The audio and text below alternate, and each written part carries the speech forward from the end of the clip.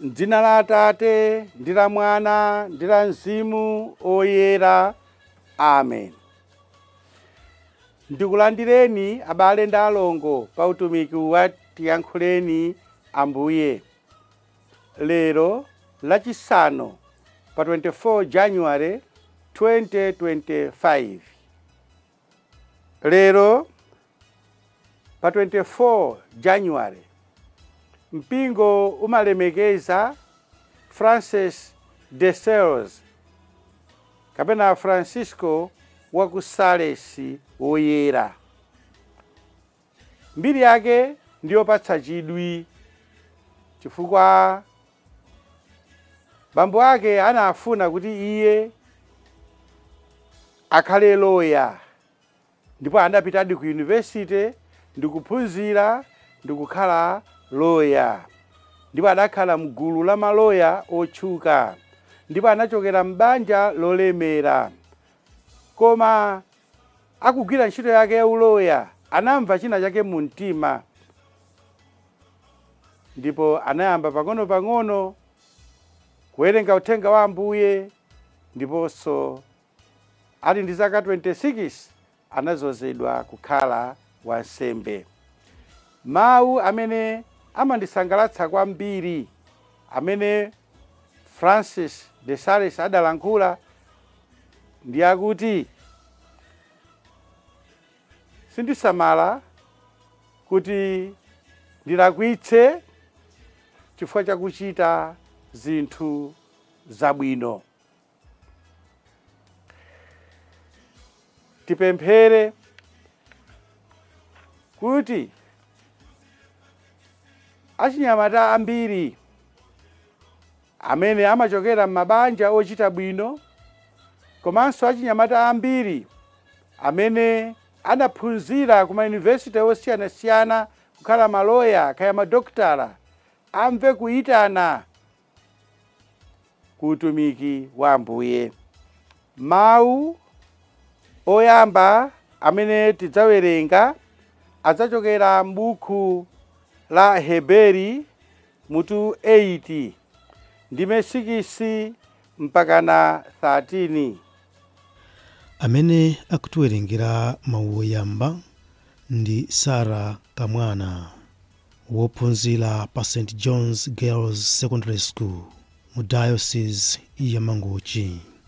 Salimo 85 ndime 7 mpakana 13.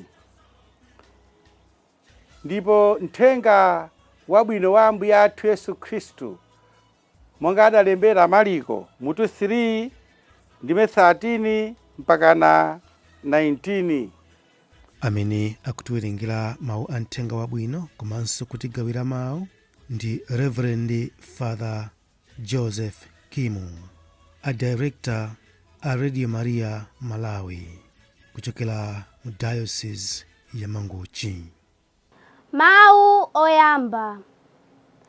Mawu ankalata kwa Hebri.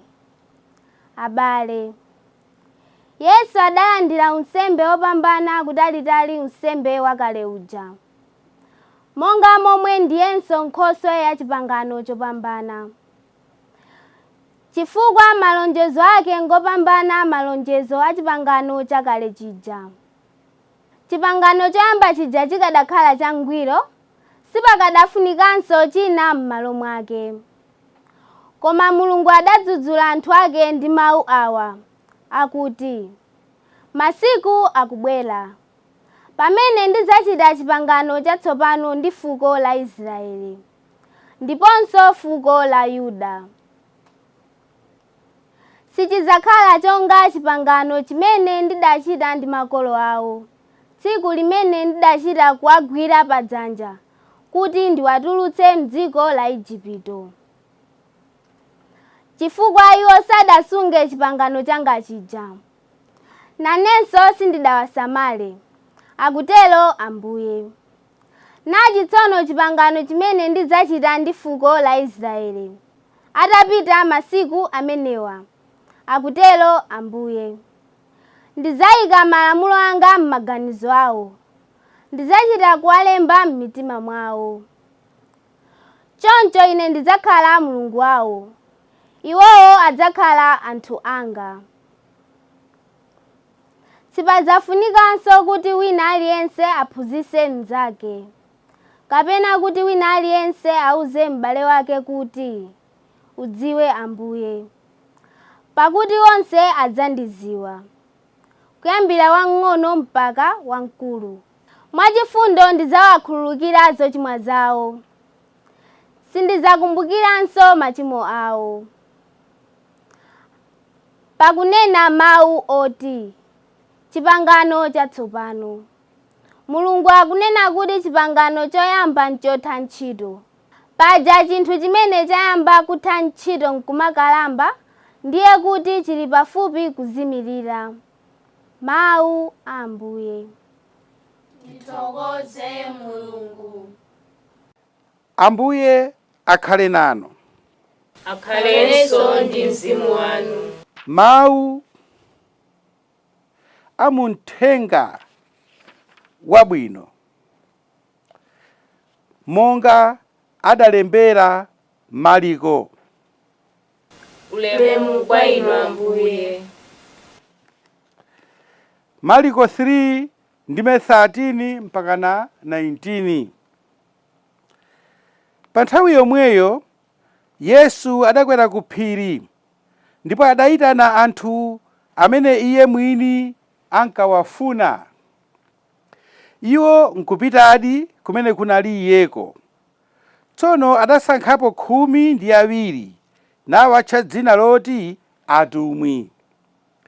Adawawuza kuti, ndasankha inu kuti muzikhala nane, ndizikutumani kukalalika, ndipo mudzakhala ndi mphamvu zotulutsira mizimu yoyipa. Anthu 12 amene adawasankhawo ndi awa: Simoni amene Yesu adamutcha dzina loti Petulo, Yakobo ndi m'bale wake Yohane, ana aja a Zebedeyo, amenewa adawapasa dzina lina lakuti Aboanerge, ndiye kuti oopsa ngati bingu. Andreya ndi Filipo, kudza Bartolomeyo, Mateyo, Tomasi, Yakobo mwana wa Alifeyo, Tadeyo, Simoni wa mchipani cha ndale cha Zelote, ndiponso Yudasi Isikarioti amene pambuyo pake adapereka Yesu kwa adani ake. Mthenga wa Ambuye. Ulemu kwa inu Ambuye Yesu Khristu. Mawu oyamba mulembi wa kalata ya kwa Aheberi akupitirira kutambasula zakusiyana kwa ansembe akulu komanso kusiyana kwa wansembe uja Melikisedeki ndi Ambuye Yesu. Tawerenga abale, Yesu adalandira unsembe wopambana kutalitali, unsembe wakale uja, monga momwe ndiyenso Nkhoswe ya chipangano chopambana, chifukwa malonjezo ake ngopambana malonjezo a chipangano chakale chija. Choncho akutionetsa kuti unsembe wa Ambuye Yesu sunali wofanana ndi unsembe wa chipangano chakale chija.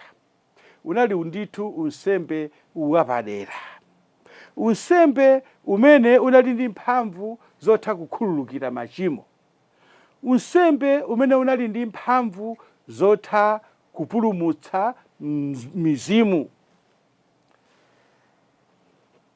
Mulembiyu akupitirira kufotokoza zimenezi chifukwa chiyani? Akufuna kuti amene akuwerenga kalata yakeyi, amene akumva uthenga wakewu, amukhulupirire ndithu kuti Yesu ndiye wansembe wankulu. Yesu si wansembe yekhayi koma ndi mpulumutsi. Yesu ndi Mulungu. Choncho akufuna kuwatsimikizira amene akuwalembera kalatayi za kukula ndi ulemerero komanso umulungu umene unali mwa Yesu. Muthenga wabwino umene tawerenga muliso maphunziro angapo ambiri, ndipo otithandizanso makamaka ifeyo atumiki a Mulungu kusinkhasinkha koposa kapenanso kuyankha funso, chifukwa chiyani ineyo ndinakhala wansembe? Chifukwa chiyani ndinasankha utumiki umeneyo wa unsembe? Ndiye muli zinthu zingapo zoti tizitambasule ndi kuziwunikira bwinobwino kuti zitithandize kukhala okondwera, kukhala osangalala ndi chitanidwe chimenechi, komanso kukhala achangu, kukhala odzipereka chifukwa cha zimene chitanidwe chimenechi chimapempha. Ndiye mfundo yoyamba yoti tisinkhe ndi pamene tikumva kuti pa nthawi yomweyo Yesu adakwera pa phiri kwa yekha. Sanafune pakati pa anthu aja amene amakanganirana kuti iyayi tiyeni, atanakwera pa phiri pa yekha. Andi m'Baibulo phiri limapereka chithunzithunzi cha malo amene akuyandikirana ndi Mulungu. Ndiye timve mawu otsatirawo. Adayitana anthu amene iye mwini ankawafuna. Ine pamene ndinawerenga apa ndinamva kukoma kuti ineyo Mulungu anandiyitana ngati wansembe chifukwa Mulunguyo adandifuna. Panali chikhwimbi cha anthu, panali chigulu cha anthu, koma Yesu anangoyitana okhawo amene iye ankawafuna. Ife atumiki a Mulungu kumene tinachokera kunali anyamata ambiri, anzeru, okongola, kaya otani, koma ena onsewo sanayitane. Anangotiyitana ifeyo amene Mulungu amatifuna, Yesu amatifuna. Ndikamawerenga mawu amenewa ndimakumbukira mawu amene Augustino Oyera adanena. Sindikumbukira kapena buku tijara De Doctrina Christiana, kapena mwina on Christian Doctrine, kapena buku lina pamene Augustino Oyera akunena kuti Ambuye, Chingerezi chimamveka bwino, you took a risk to choose human beings like us, poor, sinful, weak human beings, to handle holy things. Mwachidule Augustino zolemba zakezo akunena kuti koma Ambuye inuyo bwanji munachita chinthu chimenechi chopsa choti chokhala ngati cholakwika pang'ono kuti kutisankha ife anthu ochimwa, anthu ofoka, kuti tizigawa zinthu zoyera zimenezi kwa anthu. Malo muti mukanayitana anjelo abwino aja osati oyipa aja, anjelo abwino aja kuti amene aja tsopano awatume akalalike, koma akutiyitana ife. Ndiye Augustino Oyera amaziyankha yekha kuti chifukwa chiyani inuyo munachita chimenechi? Amaziyankha, because you trusted us. Chifukwa chakuti inuyo Ambuye munatidalira.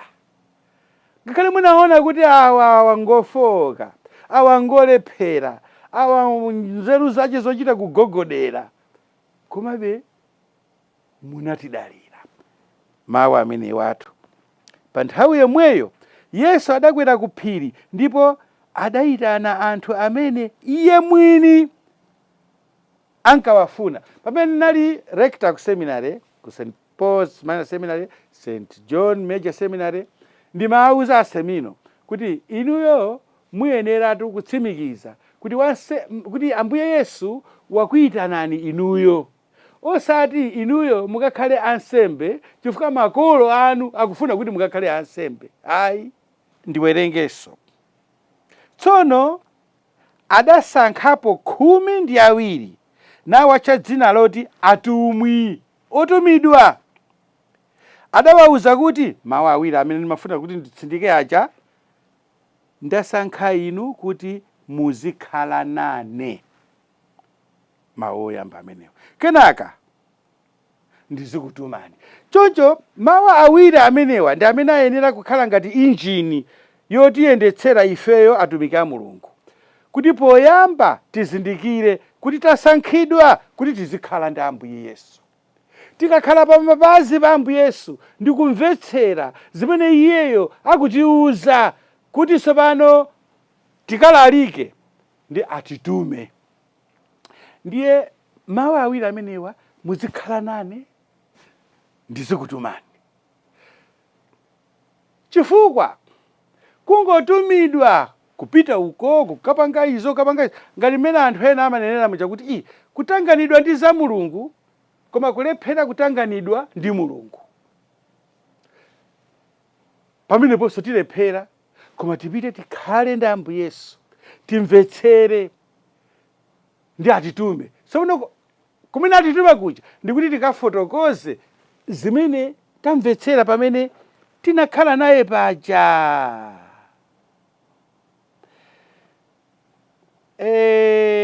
Mfundo yotsiriza ndikuti anthu 12 amenewa amene akwasankhawa ndi anthu osiyanasiyana, ena asozi.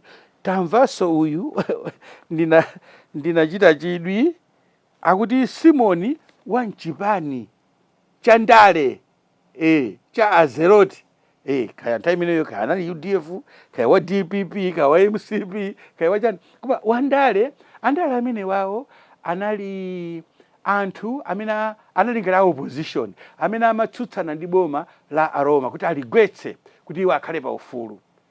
Ndiye ndikuti koma Yesu akukatenganso mmodzi wandale.